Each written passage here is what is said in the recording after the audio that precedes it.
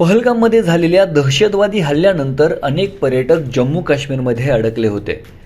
यामध्ये महाराष्ट्रातील जळगाव जिल्ह्यातील काही महिला पर्यटकांचा देखील समावेश होता. जम्मू काश्मीरमध्ये अडकलेल्या जळगावातील महिला पर्यटक नेहा वाघुळगे आणि रेणुका भोगे आज जळगावात सुखरूप परतल्यात. दहशतवादी हल्ल्यावेळी या दोघीही पहलगाममध्ये उपस्थित होत्या. त्या दिवशी नेमकं काय घडलं याचा थरारक अनुभव त्यांनी सांगितला. त्या नेमकं काय म्हणाल्या पाहूया. आम्ही ज्यावेळेला बैसरण घाटीमध्ये गेलो त्यावेळेला सुरुवातीलाच आम्ही अजून तिथं जातच होतो त्यावेळेलाच आम्ही बघितलं की लोकांची धावपळ सुरू झाली होती. तर सुरुवातीला आम्हाला असं वाटलं की ते काहीतरी मजाक मस्ती त्यांची चालू आहे म्हणून ते करत असतील आणि आम्ही फक्त आजूबाजूचा नजारा बघण्यामध्येच होतो. पण मग अचानक गोळीचा आवाज आला. गोळीचा आवाज आल्यानंतर मग थोडी भीती वाटली की नेमकं काय झालं असेल. पण मग तिथलेच एका माणसाने सांगितलं की एखाद वेळेला म्हणे एखादा जंगली प्राणी वगैरे वाघ वगैरे दिसला तरी पण गोळी मारली जाते असं म्हणून फक्त बघितलं. कारण एक प्रत्यक्ष गोळीचा आवाज आलेला होता, आजपर्यंत कधी ऐकलेलाही नव्हता तो. आणि नंतर थोड्याच वेळात मग हालचाली दिसल्या, एका महिलेचा किंचाळण्याचा आवाज आला.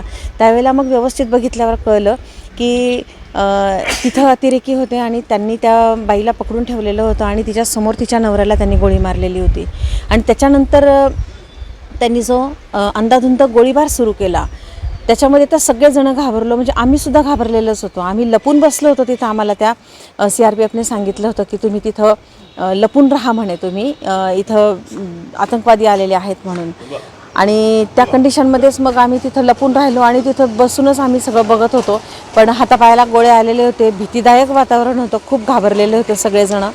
आणि विशेष करून ज्या मुली होत्या, ज्या तरुण मुली होत्या त्यासुद्धा रडत किंचाळत होत्या. आणि ज्यांच्यावरती हा प्रसंग आला त्यांची मात्र स्थिती अशी होती की काहीच करू शकत नव्हतं. तेही काहीच करू शकत नव्हत्या. समोर ती महिला तिच्या नवऱ्याला मरून पडलेले बघत होती. एका मुलीच्या बाबतीत तर असं झालं की ती तिच्या वडिलांच्या समोर उभी राहिली. ती म्हटली की मी काहीच होऊ देणार नाही, मी माझ्या वडिलांच्या समोर उभी. कारण तिच्या लक्षात आलं होतं की हे फक्त पुरुषांना मारतायत म्हणून. तर त्या अतिरेक्याने तिच्या पोटाच्या जवळ बंदूक ठेवून तिच्या वडिलांना ती गोळी मारली होती. आणि त्यावेळेला तिचा जो आक्रोश होता, कारण एकाच वेळेला एका बाजूला तिचे वडील आणि दुसऱ्या बाजूला तिचे काका असे दोघंजण मरून पडलेले होते. खूप वाईट परिस्थिती होती आणि खरोखर त्यांच्यासाठी खूप वाईट वाटतंय. त्यांना भावपूर्ण श्रद्धांजली आमच्याकडनं. जळगावला पोहोचल्याचा आनंद तर अतोनात आहे. असं वाटतं की खरंच माझ्या आईवडिलांनी काहीतरी खूप कमाई केली, माझ्या नवऱ्याने काहीतरी खूप चांगलं कार्य किंवा चांगलं कृत्य त्यांच्या हातून काहीतरी घडलेले असतील आणि त्यांचे जे काही त्यांनी देवधर्म काही केलेला असेल त्याचं फळ म्हणून आज मी या जळगावमध्ये परत आली आहे, जिवंत आली आहे, व्यवस्थित आहे. मला काहीही कुठं खर्चटलेलं सुद्धा नाही आहे. हे खरंच त्यांची पुण्य आहे आणि माझ्या आईवडिलांचे आशीर्वाद आहे असं मी म्हणेल. आनंद खूप आहे, पण जे गेलेले आहेत त्यांच्यासाठी दुःखसुद्धा खूप वाटतं. ज्या दिवशी हल्ला झाला त्या दिवशी तुम्ही त्याच बैसरण घाटीमध्ये होतात, नेमकं तुम्ही काय बघितलं, तुम्हाला कसे आवाज येत होते, काय भीती वाटली तुम्ही, काय तुम्ही त्याची जाणून?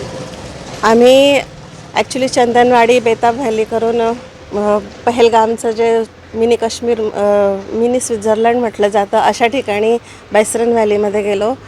पण तिथे जाताबरोबरच एक 10-15 मिनटामध्येच आम्हाला असं वेगळी ॲक्टिव्हिटी जाणवली की काहीतरी वेगळं होतं आहे तिथे, ते लक्षात येत होतं.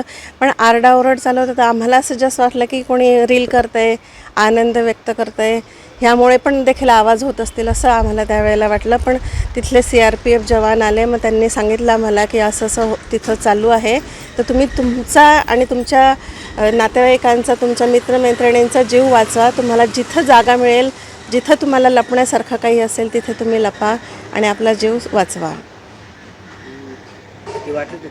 भीती तर वाटली होती, भयानक भीती होती मनामध्ये. कारण आजपर्यंत फक्त ऐकलेलं बघितलेलं होतं, आज आम्ही स्वतः अनुभवत होतो. तो प्रसंग खूप मनाला हेलावणारा तर होताच, पण आतून थरकाप जो झालेला आहे तो आज आम्ही घरी जरी आलेलो असलो, जरी आम्ही सुरक्षित असलो तरी अजून तो मनातला किंवा जो शरीरामध्ये हातपायांमध्ये जे गोळे आलेले आहेत ते गोळे अजून कमी झालेले नाही, ती भीती अजूनही गेलेली नाही आहे. आज आम्ही सुरक्षित जरी पोहोचलेलो असलो तरी ज्या लोकांवर हा प्रसंग ओढवलेला आहे, खरंच ते लोक म्हणजे व्यक्त नाही होऊ शकत आहे मी की त्यांच्यावर काय बीतलं असेल आणि काय त्यांना वाटत असेल खरंच. नाव रेणुका भोगे.